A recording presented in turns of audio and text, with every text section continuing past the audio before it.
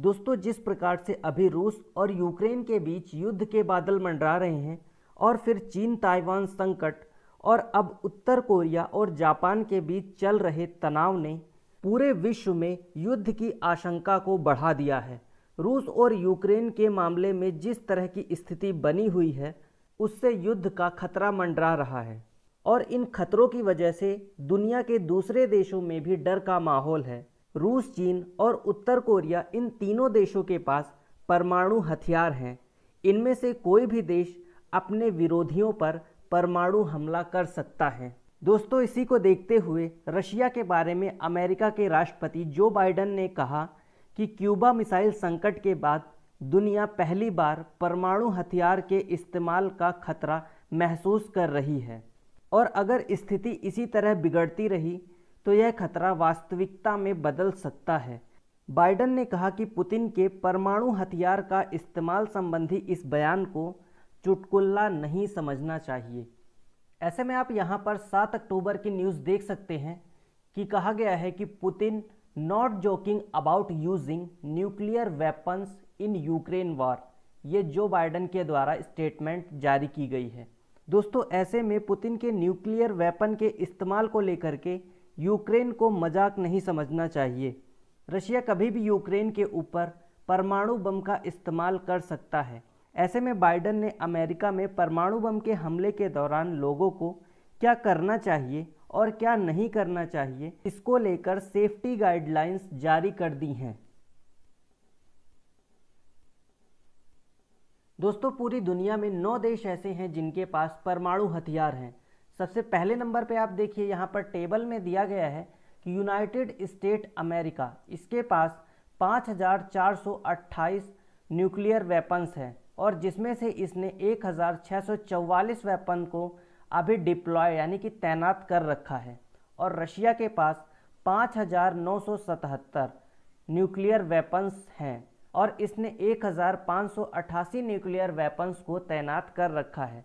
वहीं United kingdom की बात करें तो इसके पास 225 न्यूक्लियर वेपन्स हैं और 120 न्यूक्लियर वेपन्स को इसने अभी तैनात कर रखा है। फ्रांस की बात करें तो फ्रांस के पास 290 न्यूक्लियर हथियार हैं और इसमें से इसने 280 न्यूक्लियर वेपन्स को तैनात कर रखा है। और चाइना की बात करें तो चाइना के पास 350 न्यूक्लियर वेपन हैं, जिसमें से इसने एक भी न्यूक्लियर वेपन्स को अभी तैनात नहीं कर रखा। वहीं इंडिया के पास 160 न्यूक्लियर वेपन्स हैं और पाकिस्तान के पास 165, हमसे 5 ज़्यादा हैं पाकिस्तान के पास न्यूक्लियर वेपन्स। नॉर्थ कोरिया के पास 20 न्यूक्लियर वेपन्स हैं और इजराइल के पास 90 न्यूक्लियर वेपन्स हैं। लेकिन इनमें से ये 5 कंट्रीज़ ने अपने न्यूक्लियर वेपन्स को डिप्लॉय नहीं कर रखा है, जबकि 4 कंट्री ऐसी हैं जिन्होंने अपने न्यूक्लियर वेपन्स को डिप्लॉय यानी कि तैनात कर रखा है। ऐसे में हमारे लिए सबसे ज़्यादा प्रॉब्लम ये है कि हमारे दोनों पड़ोसी देश पाकिस्तान और चाइना, इनके पास न्यूक्लियर वेपन्स हैं। अब बात करें पूरी दुनिया में तो पूरी दुनिया में 13,865 परमाणु हथियार हैं, जिनसे पृथ्वी को 50 बार नष्ट किया जा सकता है। ठीक, तो दोस्तों, ये तो हो गई परमाणु हथियारों की बात। अब बात करते हैं कि क्या परमाणु युद्ध होता है तो उस दौरान लोगों के लिए सबसे सुरक्षित जगह कौन सी होगी। दोस्तों, विशेषज्ञों का ऐसा मानना है कि पूरी दुनिया में 3 ऐसे स्थान हैं जहां पर परमाणु बम का असर नहीं होगा। पहले नंबर पे है कोलोराडो। परमाणु बम के प्रभाव से बचने के लिए सबसे सुरक्षित ठिकानों में से एक है अमेरिका के कोलोराडो में बना विशालकाय बंकर। इस बंकर में 25 टन का ब्लास्ट डोर है। यह बंकर किसी भी परमाणु बम के हमले को झेल सकता है। वर्तमान समय में यहाँ पर north American aerospace defence command और यूनाइटेड स्टेट नॉर्दर्न कमांड का हेडक्वार्टर बना हुआ है।